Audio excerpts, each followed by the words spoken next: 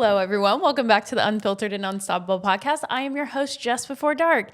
And is it Tuesday? Did I miss my Monday podcast? Yes. Okay. I was full send. I was going to record my podcast on Sunday, post Monday, but then some family shit came up and we're good. All is good in the hood, but it took 4 hours to handle everything that was happening. And by then it was time for my book club meeting that I have on Sunday nights. And then your girl sleeps a lot. So I was tired. I was ready to go to bed.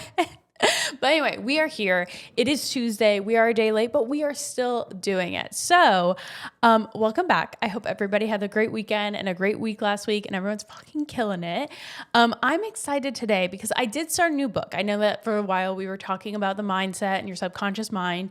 I started a new nonfiction book, and this one's actually towards trading. But here's the thing, it's the mindset of trading, which is so ironically just the same shit we've been talking about, but it's fun to see it from the standpoint of trading. And so I've only been day trading for I don't know, a month now. So I'm still very small scale, just trading a little bit, little here, little there, learning how to do the markets, learning charts, shit like that. And this book is listen, it does not matter how much you study charts or all this other shit that I don't even know yet. He said it doesn't matter if your mindset is wrong, because here's the thing, people live their life and 90% of the time they're going to fail, right? So 90% of the time these traders are failing. And I kind of liked applying that to how we're talking about life in general. And he said, you don't want to be like the 90%, the 90% that try things and fail every time. You want to become the 10%. And so as I was reading it, I was like, wow, these are just really basic things to learn in general. So he was talking, for instance, hey, you need to go in with the mindset of whatever happens, happens, right? We're okay with how things happen. If you start stressing about it and making decisions with a clouded mindset, you are constantly going to do the wrong thing. You are going to make the wrong decision. But if you come at it with a clear, open mindset, remove the emotion from the situation and come at it with, say, for instance, what's the worst thing that could happen if I make this decision?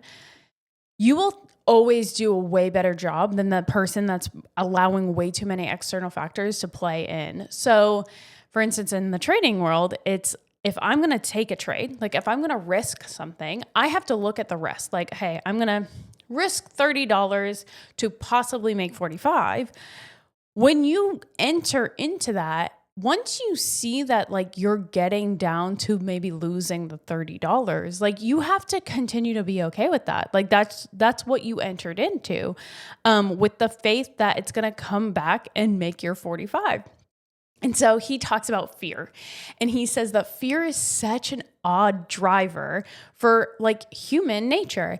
And we talked about this with the other book as well. It talked about fear. There are two fears. I don't even know if I told you guys this. Okay, in my other book about the subconscious mind, it said there are two fears that people are born with. It's the fear of noise and the fear of falling. And I was okay, I could see that. A baby, newborn baby, you clap really loud, the baby gets scared of the noise. They don't understand that. It's a natural fight or flight mechanism we have in our bodies.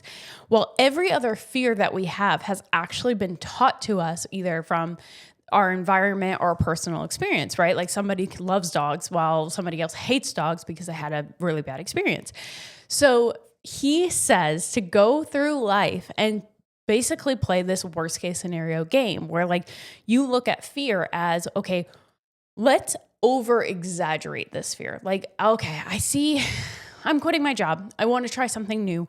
I am going full-fledged. What's the worst thing that could happen? Well, the worst thing that could happen is the new venture I'm on fails tremendously.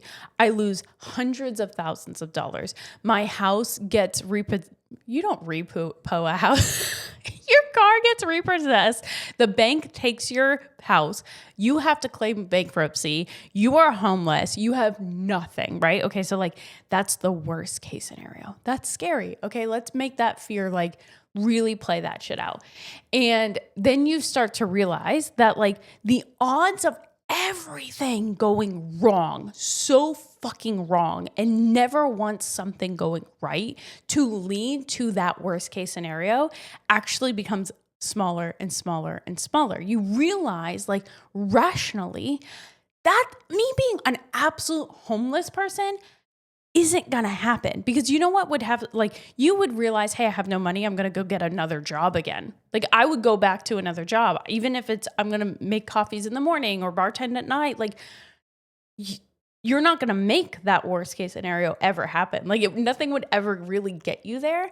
And so he says, so you start to realize, like, once you over exaggerate your fear, the realistic fear, which would be, maybe I can't go out to dinner with my friends this week because I'm a little strapped on cash because I'm trying to build something else in the meantime, is probably the most realistic thing that's happening. Or maybe like I have to reevaluate my life and have a tighter budget because like, hey, like I'm building something and I have to allow that time to like grow and monetarily like come in. Maybe that's the more realistic fear. Well, once you exaggerated the fear so badly to absolute homelessness, your realistic fear starts to look almost laughable. Like, really, okay, like I might actually have to have a better budget. Like that's probably what's realistically going to happen. Like, okay, it's worth it. It's worth taking this chance on these things that I want in my life.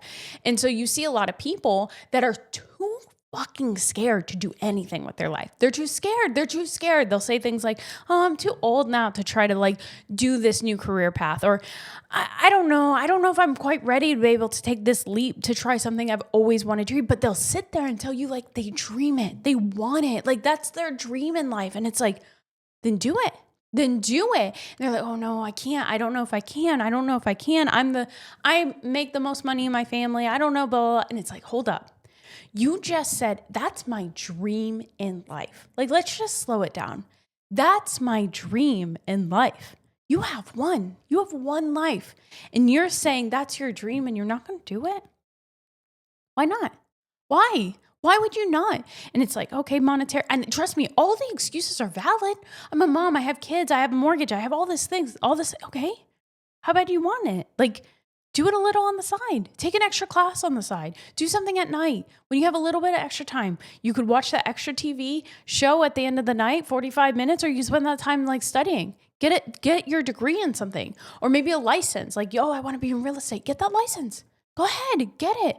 You might have to work 2 jobs for a while before you can take that leap of faith. That's fine. I'm not telling you right now to go quit your jobs today and just all of a sudden just go pursue what you need without something to back you up. But baby, if you're saying I got a couple months saved up and I got a dream and it's working, I've already kind of gotten that rolling, I'll be the first to say, fucking go. Do it. Do it. Because listen, what's the worst thing that happens? Honestly, let's be fucking real. You go back to your job. You go back to the career path. And if there's nothing available in the market right now and you're like for me, I'm a CPA, I was an auditor. If there's no fucking auditing positions in the field when I go to apply, I'll find something else. I used to work at Zaxby's. I can fry some fucking chicken. Like, I will do that if that's the worst case scenario. But right now I'm pursuing a dream. I have a dream. I have something in me that I know I can do. I'm going to pursue that. You have something in you that you know that you can do. Let's go ahead and fucking pursue that. But we're scared. We're scared. In society, people all around us are also fucking scared. And so they hate to see somebody branch out. Oh my God. Why? If I'm not pursuing my dreams because I'm too scared, because I've got bills and stuff to pay at home, I got a child, I've got responsibilities, and I'm too scared to try to make that leap, I don't want to see you make that leap, which is so fucked. It's so fucked. Why would we not make that leap? Every single person that is working for someone else is working for someone that took that leap. Like, let's break that down. It's so funny. People will be like, I want job security. And it's like, so you're working for someone that didn't care about job security and ventured out on themselves, and now they are literally running like a multi-billion-dollar like enterprise? Let's like slow that down. Every person that's working for somebody else other than the government, but really the government said fuck it too to Great Britain, right? I'm going to do the shit on my own. So everybody working for somebody else is working for somebody that took that leap of faith, that stopped being so scared and they took that leap of faith. Why are you so scared? What is it that you want in life? And it might not be your job. I know I said that a lot. Maybe it's that new class you want to try. We've talked about that. You want to take dance. You want to do Pilates. You want to do this. Take it. Do it. You want to try a new hobby. Do it. Why are you so scared? What are you so scared of? You're living your life just so like, I don't know, hidden. Why? Put yourself out there. Do it. And I'm saying this as somebody that used to be so introverted that all of a sudden one day took a fucking leap of faith. Baby, I one day started talking to a camera and that shit sucked and that shit was hard. But you know what? Here I am. here I am doing that. And like, I want everyone to have that. I want everybody to have that freedom. And I'm going to look at you and tell you it's always been easy and it's so easy. Oh my God. No. Oh my God. No. But you learn how to look at times and say, hey, last month was fucking banging. Like, hell yeah. This month, not so much. And that's okay because I'm still okay. Everything's moving forward. And it's not a consistent check week after week after week. Sometimes are killer weeks and sometimes are not. So that's the fear. People are like, oh my gosh, the consistency. And it's like, yeah, but if you look at it more from not from a day-to-day standpoint, but like longevity is relatively consistent. Sometimes are better than others. You kind of like, I don't know, put that in your little nest egg for better rainy days. But overall, you're going to see what it is that you're putting out. You just have to give it time. You have to control your inputs. What can you control in this moment? And it's just keep showing up for yourself. Keep your mindset clear. Like your fear starts to come in. Trust me, I have it. The fear hits you a little bit, almost feels like a panic attack, almost like, oh my God, what do we do? What do we do? And you slow down. Let's slow it down. What's the worst case scenario? I do this with my daughter often. A lot of times she'll come home, I'm going to fail the third grade, blah, blah, blah. And I'm like, let's hear it out. What's the worst thing that's going to happen? You're going to fail. You're going to do this. Do you know how much could go wrong before you get there? She has anxiety over a test, one simple test, but her worst case scenario is that she's going to be left behind by her friends. It's like, do you know how many people would have to fail you before you got there? Like same thing for you. You know how many times you would have to fail yourself before you got to that worst case scenario? Baby, you're not going to do that. You're not going to do that. Why would you even think that? You know what I mean? So yeah, it was just it's fun reading this book because it's like taking what I was just reading, which is the power of the subconscious mind and like the mindset that matters. And now let's apply it to other things in life. Like not just like a generic, like, oh, I'm going to be prosperous because hell yeah, bitch, we are. But it's like, really watching somebody else. Like the first book The Subconscious Mind was written in the 60s. The book I'm reading now, he's talking about COVID. Like this shit never changed. Controlling your mindset, controlling your emotions, controlling who you are as a person and focusing on all of that never changed. That's consistent day over day, right? So we are working always on the mindset and everything else goes with it, right? Like when you have a clear mind and you're sure about who you are and yourself, everything else flows. But fear is your biggest op in life is fucking fear. That bitch, she comes out of nowhere. She just creeps right into your mind. She's like, haha, I'm going to scare you. Go do your normal thing. Well, what's normal? Right? Like what society pushed us, like, hey, you have to do this and then this and then this and then this. And if you don't, then you're never going to have this, blah, blah, blah, blah, blah, blah, blah. Oh God.